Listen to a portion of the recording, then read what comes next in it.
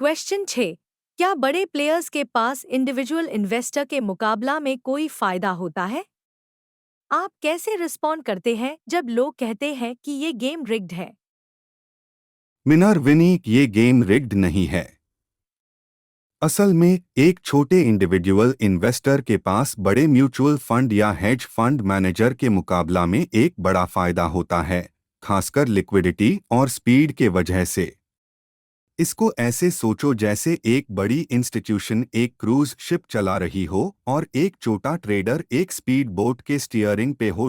तुम्हें क्या लगता है कौन किसे आउटमैन्यूवर करेगा?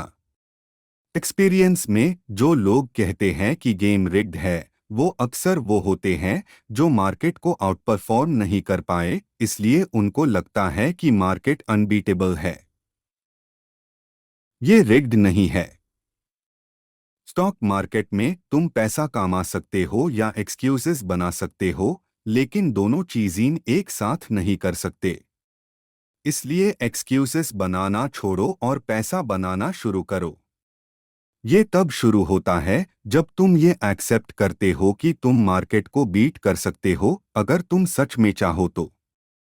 लेकिन पहले तुम्हें ये एक्सेप्ट करना पड़ेगा कि सिर्फ मार्केट बीटेबल नहीं है, बल्कि तुम खुद भी बड़ा कर सकते हो। रायन, दुनिया के सबसे बड़े फाइनेंशियल मार्केट को रिग करने के लिए बहुत ज्यादा पैसा लगेगा। ये सिर्फ एक एक्सक्यूज है अंडर परफॉर्मेंस के लिए, और ये दिखता है कि किसी ने हार मान ली है। बड़े प्लेयर्स के पास एक एडवांटेज होता है क्योंकि उनके पास बेहतर और ज्यादा इंफॉर्मेशन होती है। वो इस इंफॉर्मेशन के लिए बहुत पैसा भी देते हैं, लेकिन उनके पास बहुत ज्यादा कैपिटल होता है इन्वेस्ट करने के लिए, इसलिए उनके लिए मार्केट में तेज हरकत करना मुश्किल होता है। अगर एक इंडिविजुअल इन्वेस्टर अपनी आंख इंस्टीट्यूशनल बाइंग को देखने के लिए ट्रेन कर ले, तो वो जल्दी मूव कर सकता है और इस बाइंग के फायदे का इस्तेमाल कर सकता है। ज़ेंगा साइज का फायदा दोनों तरफ से काम करता है। छोटे ट्रेडर्स आसानी से ट्रेड्स में एंट्री और एग्जिट ले सकते हैं, जबकि बड़े प्लेयर्स के लिए ये मुश्किल होता है। लेकिन बड़े लोग अक्सर अपने मीडिया के पावर का इस्तेमाल करके छोटे इन्वेस्टर्स को शेक आउट कर देते हैं। हाइप और झूठी खबरें बड़े प्लेयर्स के पसंदीदा टूल्स होते हैं। छोटे लोग अक्सर गलत वक्त पर बाय करते हैं, ज्यादा देर तक लॉस मेकिंग स्टॉक्स को होल्ड करते हैं, गिरते हुए मार्केट में बाय करते हैं, या रूमर्स पर इन्फ्लेटेड प्राइसेस पर स्टॉक्स खरीद लेते हैं। ये सब बिहेवियर बड़े प्लेयर्स के द्वारा अनकरेज और केयरफुली प्लान किया जाता है।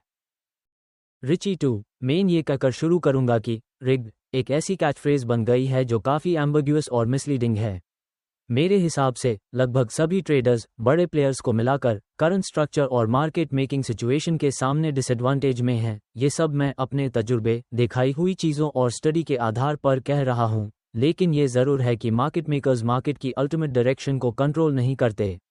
वो शॉर्ट टर्म मूव्स और इंडिविजुअल एक्सिक्यूशंस को इधर उधर ज़रूर कर सकते हैं, लेकिन अगर मार्केट को मूव करना है तो बड़े फंड्स और इंस्टीट्यूशंस ही उससे ड्राइव करते हैं।